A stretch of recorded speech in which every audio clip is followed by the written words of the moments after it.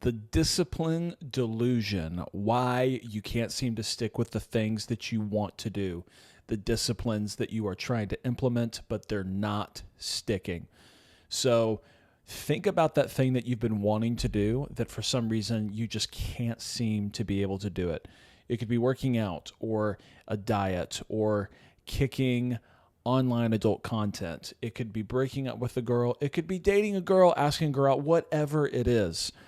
Think about the thing that you've been trying to do, but for some reason the discipline's just not there.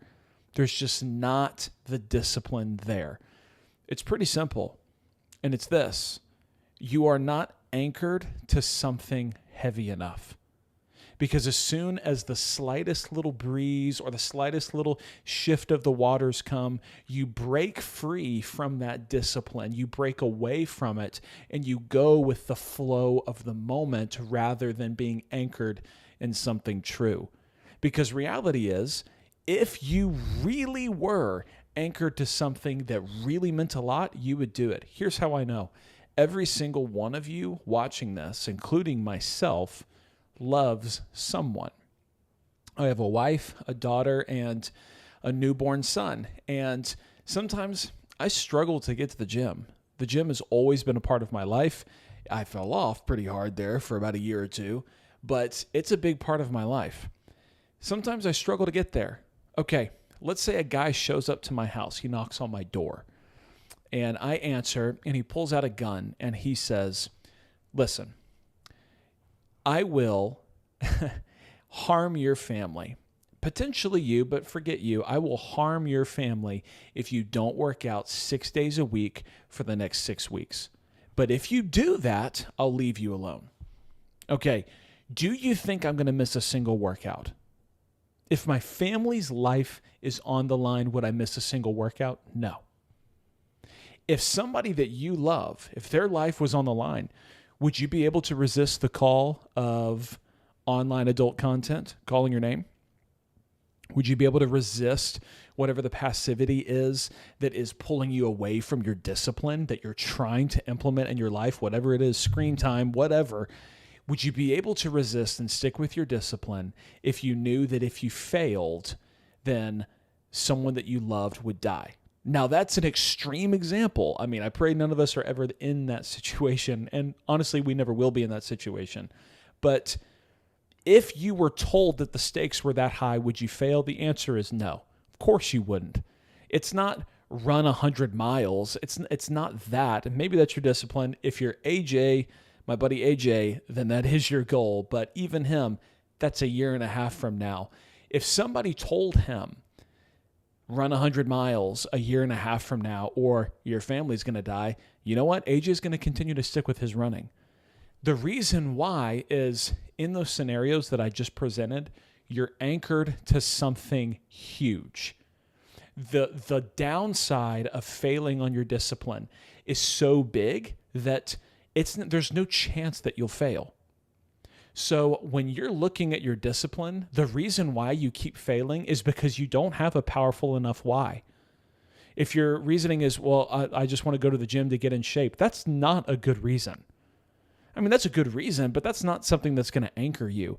When you haven't slept well and the alarm's going off and you know you have a long day of work ahead, I am spelling out my day tomorrow, by the way, with this, and you know you have a long work day ahead of you and so on and so forth, going to the gym to get in shape is not a powerful enough why to propel you out of bed.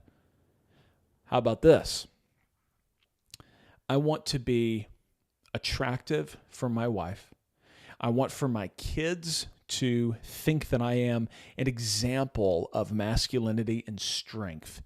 I want my daughter to not be impressed by some skinny guy who goes and lifts a couple times a week but isn't really committed to the gym. I want for my sons to strive to be strong and for them to see their father setting the example and saying, dang, despite all that dad does, he always stays disciplined with the gym. I want to grow old, but not just grow old. I want to grow old and healthy. I want to be 75 years old and still at the gym lifting weights. I don't want to die from heart issues. I don't want to struggle from poor circulation.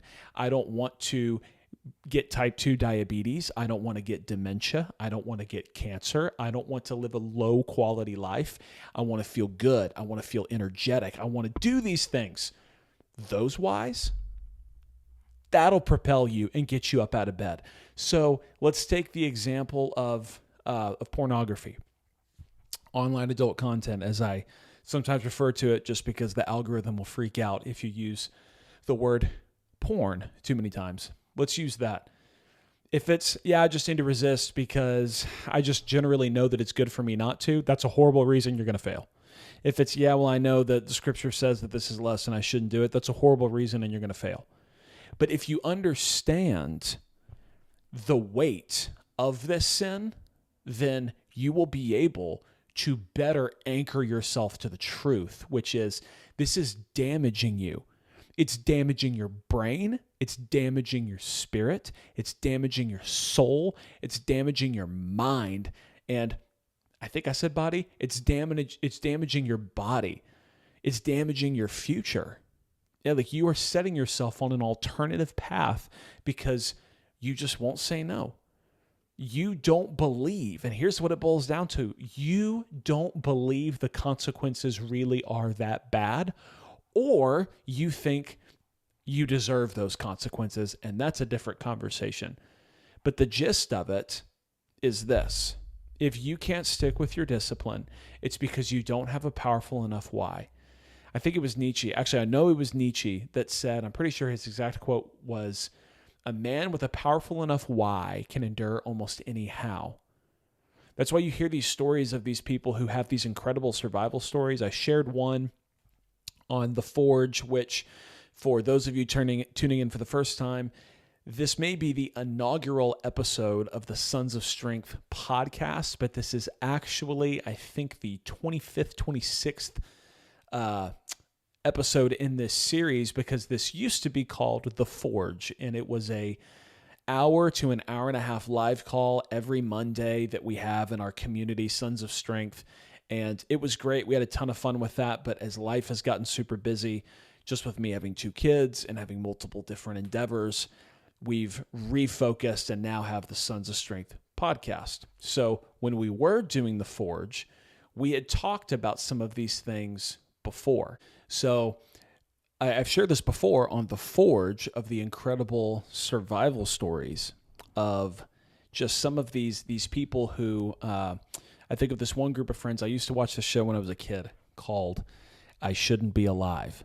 And I think they made another series. Maybe it was the same show they rebranded called I'm Alive. But the show was called I Shouldn't Be Alive. And it was these 2 friends. They were fishing. They were in Mexico, but they were way out near the coast, and it was really hot. And there's these little isolated islands all around this coastline that have nobody on them, nothing on them. It's just rock, and it's blazing hot. It's like 110, 115 degrees. And these dudes went out there. They were fishing. A storm blows in. Their boat is about to capsize, and so in order to prevent their boat from capsizing, they dump everything off the boat, including their 2 ice chests full of water. Well, their boat survives for a little while longer, but it eventually capsizes anyway and sinks, and so they make their way to the nearest land that they can see. But whenever morning arrives and the storm has blown out, they realize they have nothing. They don't have their water. They don't have anything, and they're stranded on this island. Well, they're there. It's in the heat. There is only a little bit of shade. There's only enough shade for one person to sit half shaded during the entire time, the entire daytime.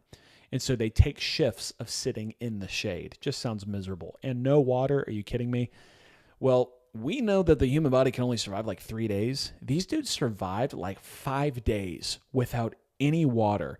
In fact, somebody might fact check me on that. Maybe it was 4 days, but they survived a day or 2 longer than what is considered scientifically possible with no shade either. And the reason why is because they had families to get back to. They entered into a little bit of a friendly competition of like I'm not going to die and you're not going to die. And the thing is I'm not going to die first because I have to stay alive for you. And you have to stay alive for me to help continue to spur me on. And so these dudes, through willpower and through a little bit of humor, they got through all those days before they were finally rescued. Their why was powerful enough.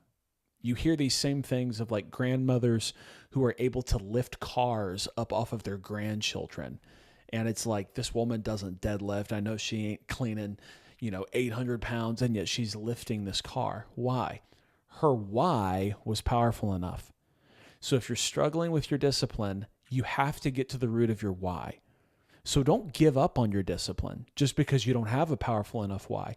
It just means that you haven't clarified it yet. One of my mentors, he owns a strength and fitness company. That's one of the things that he does. And when he has new clients come in and they're like, well, I want to get in shape. He's like, yeah, that's not a good enough reason to join us and to pay the price that you're going to be paying to enter into our program. Why do you want to get in shape? I want to get in shape because I want to feel better. Why do you want to feel better? Well, because I'm tired of being grumpy with my wife all the time and always being tired. Okay. Why do you want to not be grumpy all the time and not be tired in front of your wife? Well, when I'm tired, I don't play with the grandkids and so on and so forth, blah, blah, blah. Okay. Why do you want to play with your grandkids? And eventually these people are like, they're like in tears because they have finally gotten to the root of why they're actually there. But if Coach Calvin is his name, if Coach Calvin never asked them, what is your why? Why do you actually want to do this? They never would have clarified it. And even though the why is there, it's buried, and so it doesn't fuel them. It's like having a giant vat of fuel that you never unlock, that you never use. It's great that you have it, but it ain't going to do anything for you because you need to access it first. So whatever your discipline is, or whatever the thing is that you want to do, or you're thinking, man, it sure would be nice to be able to do that, get to the why of why you want to do that thing, or be that thing, or become that thing, or conquer that thing, or quit that thing. What is your why? Get to the root of it. And when you do that, you'll have a powerful enough reason to be able to quit, or to do, or to achieve, or to conquer whatever it is that your goal is. But if you don't do that, all you're going to have is you're going to have motivation for a little bit and you'll fail. And you will continue to fail because you won't get to the root of your why. But here's like, let this just illuminate you and make you feel encouraged. Whatever your addiction is, whatever your goal is for your body or for your spirit, or whatever discipline, because that's what we're talking about here, whatever discipline you are trying to implement in your life, I promise it's within reach.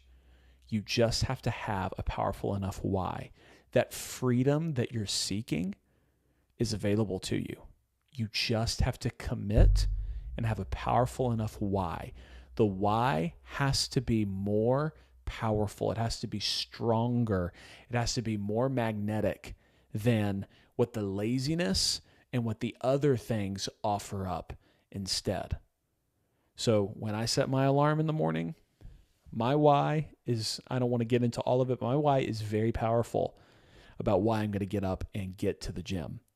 I would much rather get 2 more hours of sleep, but the thing that I really want, my why, it's the anchor, what I'm anchored to is so strong and concrete and immovable.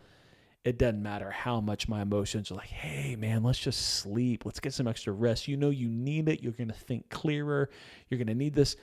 My why is going to just break through that and propel me up and get me to the gym versus, yeah, I just want to get in shape. Yeah, I just want to, look good for my wife. And that's pretty much the gist of it.